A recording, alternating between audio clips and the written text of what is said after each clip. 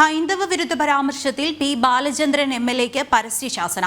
CPI Thrissur ജില്ലാ എക്സിക്യൂട്ടീവാണ് ശാസന നൽകിയിരിക്കുന്നത്. വിവരങ്ങളുമായി മനോജ് ചേരുന്നുണ്ട്. മനോജ്, എന്ത് ശാസനയാണ് പി ബാലചന്ദ്രന് സിപിഐ നൽകിയിരിക്കുന്നത്?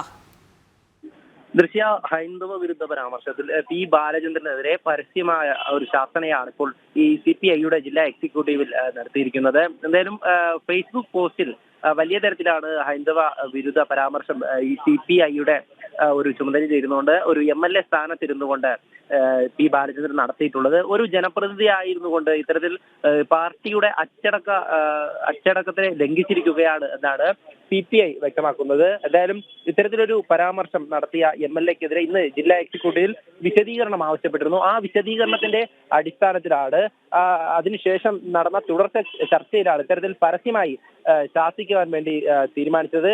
ഈ MLAക്കെതിരെ പാർട്ടി അച്ചടക്ക നടപടിയാണ് എടുത്തിട്ടുള്ളതെന്ന് ഈ പാർട്ടി നേതാക്കൾ അറിയിച്ചിട്ടുണ്ട്. എന്തായാലും ഇതുമായി ബന്ധപ്പെട്ട് ഖേദപ്രകടനമൊക്കെ തന്നെ പി ബാലചന്ദ്രൻ നടത്തിയിരുന്നെങ്കിലും വലിയ തരത്തിലുള്ള ഒരു പ്രതിഷേധം തന്നെയാണ് ഉയർന്നു വന്നത്. തൃശൂർ ജില്ലയിലടക്കം നിരവധി പരാതികൾ ഈ പോലീസ് സ്റ്റേഷനുകളിൽ പി ബാലചന്ദ്രനെതിരെ കൊടുത്തിരുന്നു.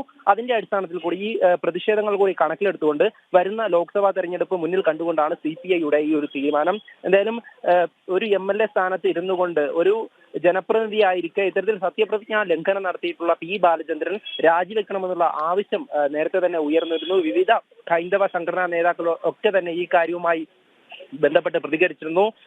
BJPയുടെ നേതൃത്വത്തിൽ പി ബാലചന്ദ്രന്റെ MLA ഓഫീസിലോട്ട് മാർച്ച് സംഘടിപ്പിച്ചിരുന്നു. ആ മാർച്ചൊക്കെ തന്നെ പോലീസിന്റെ ഭാഗത്തു നിന്നും വലിയ തരത്തിലുള്ള ഒരു അതിക്രമമൊക്കെ ഉണ്ടായി. അതിനുശേഷം പി ബാലചന്ദ്രന്റെ രാജി തന്നെയാണ് ഇവരൊക്കെ ആവശ്യപ്പെട്ടത്. എന്തായാലും ഈ CPI മുഖം രക്ഷിച്ചിരിക്കുകയാണെന്ന് വേണം പറയാൻ. കാരണം വരുന്ന തിരഞ്ഞെടുപ്പിൽ തിരിച്ചടിയാകുമെന്ന് കണ്ടുകൊണ്ട് തന്നെയാണ് പി ബാലചന്ദ്രനെതിരെ ഇത്തരത്തിലൊരു നടപടി എടുക്കുവാൻ വേണ്ടി ഇപ്പോൾ തീരുമാനിച്ചിട്ടുള്ളത്.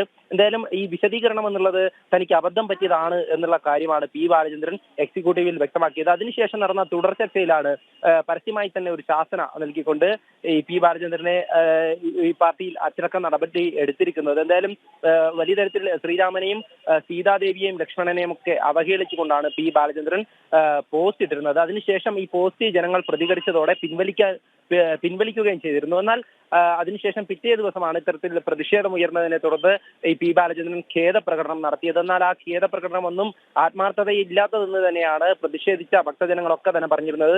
കോടിക്കണക്കിന് വരുന്ന ശ്രീരാമ ഭക്തരെ വേദനിപ്പിക്കുന്ന തരത്തിലായിരുന്നു ഇത്തരത്തിലുള്ള മോശം പരാമർശം. അതിലൊക്കെ നേരത്തെ സൂചിപ്പിച്ചതുപോലെ ശ്രീരാമനെയും സീതാദേവിയെയും മോശമായി ചിത്രീകരിച്ചുകൊണ്ടുള്ള ഒരു ഫേസ്ബുക്ക് പോസ്റ്റ് ആയിരുന്നു. ആ ഫേസ്ബുക്ക് പോസ്റ്റിനെതിരെ ഹൈന്ദവ സംഘടനകൾ ശക്തമായിട്ടുള്ള പ്രതിഷേധം സംഘടിപ്പിച്ചു. നിരവധി പരാതികൾ നൽകി. ഒടുവിൽ CPIക്ക് തന്നെ ഇക്കാര്യത്തിൽ പി ബാലചന്ദ്രനെ തള്ളേണ്ടി വന്നു. നേരത്തെ തന്നെ പി ബാലചന്ദ്രനെതിരെ CPI നേതൃത്വം രംഗത്ത് വന്നതാണ്. അതിനുശേഷമാണ് ഇത്തരത്തിൽ പാർട്ടിക്കുള്ളിൽ ഇത്തരത്തിലൊരു അച്ചടക്ക നടപടി സ്വീകരിക്കുന്നത്. ദൃശ്യ